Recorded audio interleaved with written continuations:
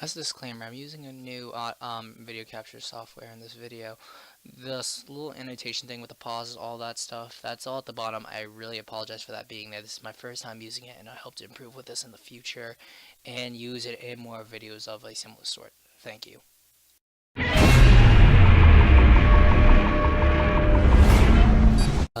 What's up, guys? It's me, Zimzilla, and today I will be not really debunking, but yeah, you can call it a debunk. I'm debunking very Tum's argument in his comment sections because what he does is that this boy comes up into my video, my Zilla video that I had done, and then he's trying to argue something with me about Zilla. So I'd say I don't really care. I'll debate it. Fine. I come on to his video, and then I debate a point. We debate another point. I bring in some facts, and then his ending argument pretty much just comes down to well, I understand your argument, but I don't think you quite well understand mine. And I'm like, okay, bro, so then video debate me, and he's like, yo, I don't have time for this, even though I have enough time to argue about it here and there, and then make another video about it on Godzilla series sometime soon. I don't know, whenever it is, but I'm just like, bro, you ducked. You ducked out of the debate. He's like, well, you don't understand me, but I understand you.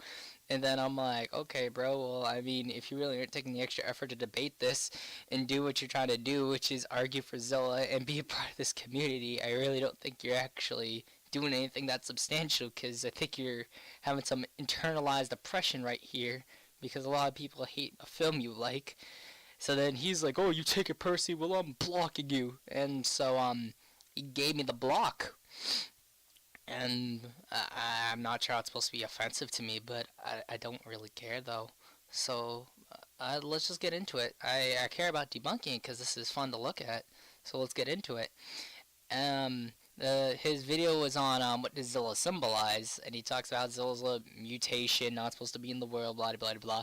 And as you see here, my first comment is the whole freak nature motif. It's been a staple of Godzilla, and we already understand that Godzilla is really the original Godzilla was always seeking revenge on humanity for what it did to them. And that's not really something that carried over into Showa Godzilla, like second generation Showa Godzilla, so 55 to 75.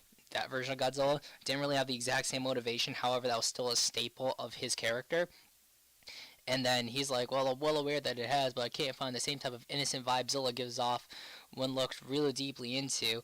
And I mean, I don't understand why we're really talking about innocence here. I mean, you could say that Zilla displays some kind of innocence, but then you could say a lot of kaiju that are mutated or experimented on without their will that were like normal animals, they all share that innocent motif, so it's not even really that unique of Zilla, and Godzilla has displayed it as well. So that doesn't really change it. And blah blah blah is sentient Zilla, and I said pretty much Zilla's basically an asylum animal monster. And then he's like, they're both sentient, and this is where the argument comes in, and they even show similar emotions. Like being bent on revenge, and then he's talking about when Junior dies, as well as when Zilla's children die, and he's talking about the wrench of the heart and bloody blood of vengeance. However, what we see is the fact that Godzilla took over the parental responsibilities of a infant of his species that he really didn't even know. And the fact is that Godzilla really didn't even care. He kind of just saw the thing ran away from him, was all scared and stuff, and Godzilla turned away. And it was Miki Sagusa who pretty much was telling Baby Godzilla to go after Godzilla and follow him, because that was his ticket out of here. That was what he was going to use to survive. And then we see Godzilla versus Space Godzilla that Godzilla's growing an attachment to little Godzilla as he protects him from Space Godzilla. And then we see it in Godzilla and Junior and stuff where they're actually connecting with each other, and we see it.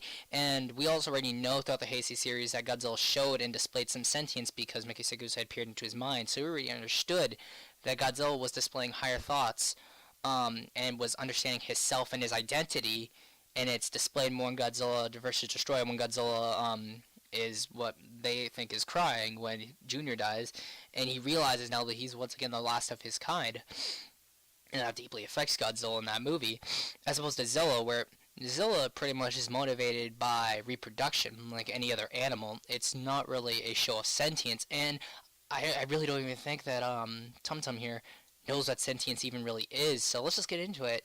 It's the capacity to feel, perceive, or experience subjectivity. And then you say, what is subjectivity? And it's a central it's a philosophy concept, and pretty much it means that you understand yourself, your feelings, beliefs, and desires, and you have agency over yourself. So pretty much you understand yourself outside of what you are, and the fact is that Zilla doesn't display anything that would show that he is like thinking higher than himself.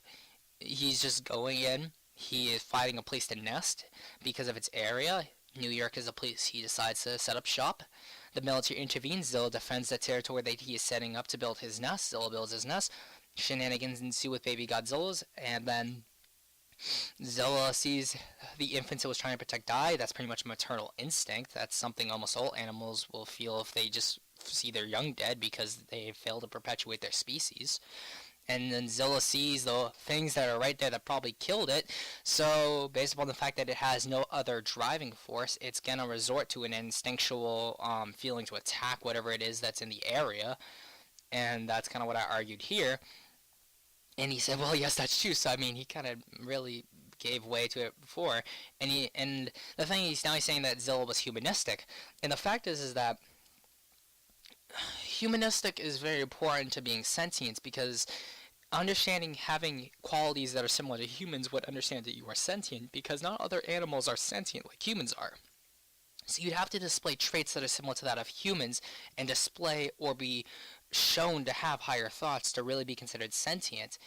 And from what he's saying from his headcanon, he said, as I interpreted, 98 was that Zilla was a figure in the beauty of science, and he's a Godzilla's most amazing specimen too. I mean, he obviously tried to say, "Oh, no offense to Godzilla," which I don't really care if he doesn't like Godzilla. I mean, there's a lot of Zilla fans who don't like Godzilla, so that doesn't really bother me either, and I don't understand why he's trying to placate me like that.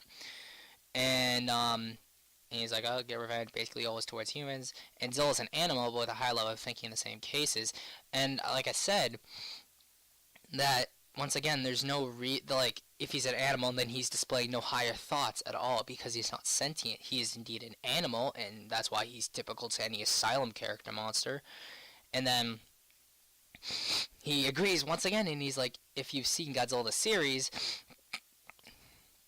they gave him a less animal type behavior and more obvious sentience. And he said, I'm purely the 1998 incarnation of Zilla, excluding the ROE and animated series. And once again, he already gave into the fact that Zilla doesn't display sentient or really traits that would show that he is sentient. However, what he perceives as sentience isn't really sentient. It's just maternal instinct. It's instinct almost all animals would react to in a situation like this. And then blah blah blah. We talk about the animated series, and then after, right as I say, he's like, "Oh, I'm not talking about Zilla Jr." Then he says, "Oh, well, Zilla Jr.'s displayed multiple times that he is sentient because Nick drives off Zilla Jr. Man, saying back away. That alone is smarter than almost every other kaiju who falls into even recognize a human's voice and what it could mean." Godzilla and Rodan understood human culture and the fact that humans didn't want them around, and that's why Godzilla and Rodan didn't really like being around humans. Because they could talk to each other, they had their own language. And Godzilla, once again, Godzilla displayed higher thoughts of thinking. Not to mention, Godzilla, from a lot of the newer series like Final Wars, he had not forgiven mankind, so he was seeking revenge, a sentient kind of revenge, and he understood what that old man was saying. He could have killed them all, but he understands the gesture that Minya is performing to stop him because he can see what the other kid's doing. So really, Godzilla in Final Wars is also sentient, and Zilla also appeared in that too, but he is really animalistic. And then he talks about, oh, Zilla can dodge incoming barrages of missiles and attacks, and like DBZ and all that, and I'm like, well, that doesn't really matter, because, I mean, Zilla, next to pretty much any other kaiju, can get fodderized. Like, all of Zilla and Zilla's rogues are on a lower tier than a lot of the Showa kaiju, despite some of them maybe even being taller. A lot of them aren't really as equipped to fight other monsters of a higher caliber, and would probably get fodderized pretty badly. Even like some of the weaker Godzillas in the series would probably fodderize Zilla Jr. if he wanted to. And not to mention most of the rogues, even the Dragmas. Even though the Dragmas are really powerful, they would probably get fodderized by a lot of monsters in other series. Like, especially a lot of the Ultra Kaiju could fodderized the entire like rogues gallery of the animated series. And then he's like, oh, what about the time that Zilla swooped around and did a whirlpool to raise those ships that sunk it in trap, I think, from the squids? And he's like, oh, has Godzilla done something on that level like that? Yeah, Hanna-Barbera's done it multiple times. He has done things that are excessively similar to that, like saving the Calico on multiple occasions, and yes, that is considered a true Godzilla because it retains most of the aspects of Godzilla. Just, well, being one of the first green Godzillas, however, he's an anime Godzilla, not a live-action one like Godzilla 2000, and the fact that he does display the fire breath, the pretty much invulnerability. However, he has been stopped multiple times on multiple occasions, but he pretty much is Godzilla in a traditional sense, just a very awesome animated version that is green and has Superman laser eyes.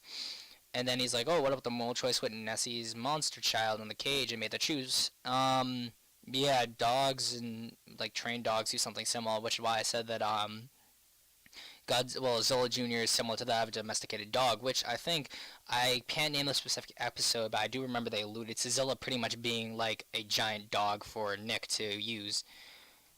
And then he's like, no, it's fine, I'm done, I've proved my point. I obviously know that Zilla Jr. has shown of course Zilla has shown intelligence higher than a primate. However, the fact is that, once again, primates aren't sentient. And I gave you specific examples. I already debunked them. You never said anything about human trust in Kaiju.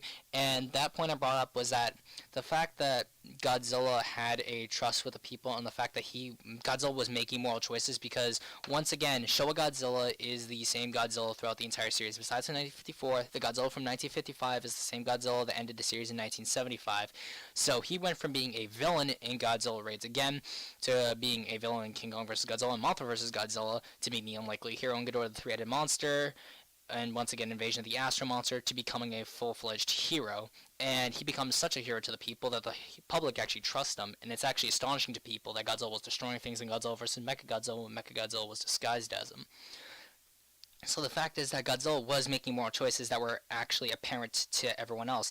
Next to the general public of the animated series that doesn't trust Zilla and thinks him as a monster and a menace. And the only person whose trust is actually shaken in some instances is Hicks, who is taking the word of Nick Tatopoulos, who is part of a team that actively works with Godzilla. And the fact is that no team had to work with the original Godzilla throughout the Showa series to show that, hey, we can trust this monster, because the fact was Godzilla was doing his thing because he wanted to do his thing. Zilla pretty much comes in to save his, group of human friends all the time, which is what makes them trust him, because not to mention Monique was another person who was opposed to Zilla and actually wanted to kill him at one point because she didn't trust him either. However, the fact is that the public does not see many acts that Zilla does as trusting of him as a monster, because once again he is still a monster, as opposed to Godzilla Showa series, which is seen as a hero to the people.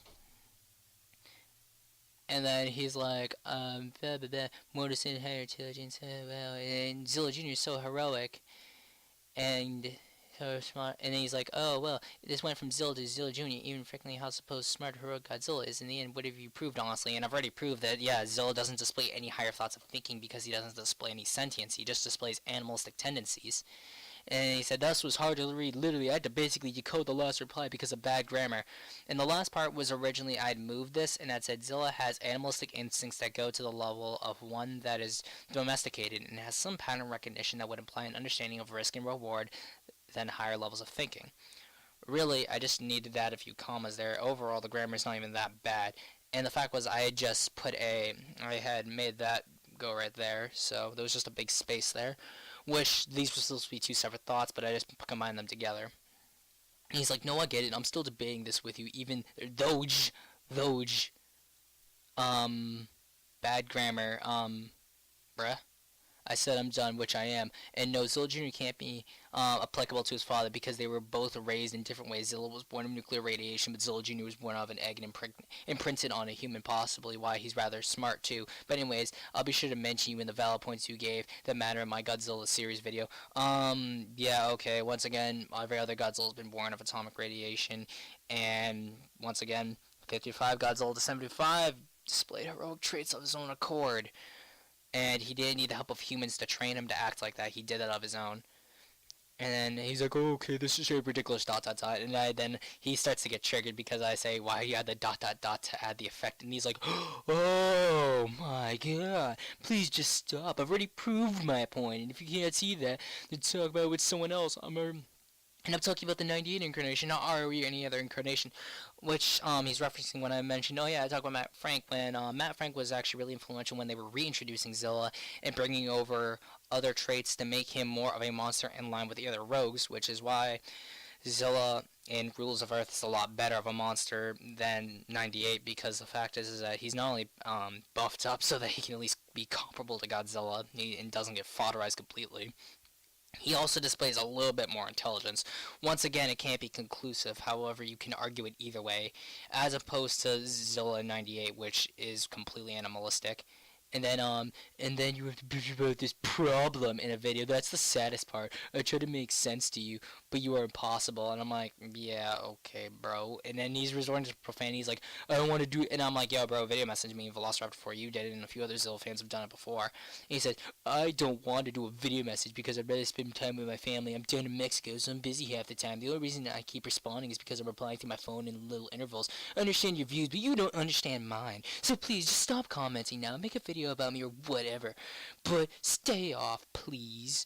I mean, bro, just no need for the formalities and stuff. Just be upfront and brutally honest about it. Don't say stay off, please. Bro, this kid ducked so hard. And then I'm like, okay. Okay. And then I'm like, yo, bro. I mean, the fact is that every other Zilla YouTuber before who wanted to be a part of this fan base was actually going the extra mile to video message people to debate them and actually help share their points to make it better understanding. I said, from what you're telling me, you're probably just some kid who really feels like he's having some internalized oppression about like a monster in a film that everyone else hates. And I said, really, dude, just don't waste. You shouldn't be wasting your time if you're really not contributing to the topic, because clearly you aren't dedicated, and you're using this platform just to justify the fact that you're internalized oppression and inferiority of a hated film and monster. And then he's like, funny that you say this because you don't sound so old in your latest video either. In fact, your voice is rather high. I mean, there's a lot of people I know who are in their like 30s and 20s who have much higher voices than me. But you know what? Whatever. And I mean, the fact is that my voice actually gets higher the faster I talk. So, you know, but whatever. And then I'm like, yeah, bro, you're no different from Mike Cassidy. I mean, this kid's nowhere as bad as Mike Cassidy. At least he will debate you with somewhat logical arguments. This dude's not just saying some random stuff. He's just pulling out of nowhere. And I'm just saying, you know, whatever, bro. This kid's like, he's a low tier debater. He really doesn't know much about the series. And from what I can tell, he either has only seen a few Godzilla movies, he hasn't seen the entire series, and isn't really able to piece together existential thoughts about the series. Not to mention he hasn't probably, I don't know if he's seen Gamera or Ultraman or any other monster series with other kaiju that explore what kaiju are as a whole and like how they act as opposed to any other monster from any other genre. But that's all, guys. This was a fun little DP debug I did here, folks. So I mean, very dumb. I mean, you'll get a link, bro. Don't worry, I'll give you that link. I'm not gonna be a total douche about it. I give you the respect. You just obviously are someone who's feeling a little bit upset because a lot of people hate something you like, which for me, I personally don't hate the film or the series. I think they're okay films. I just think they could have been done far better. But that's it, guys. See ya.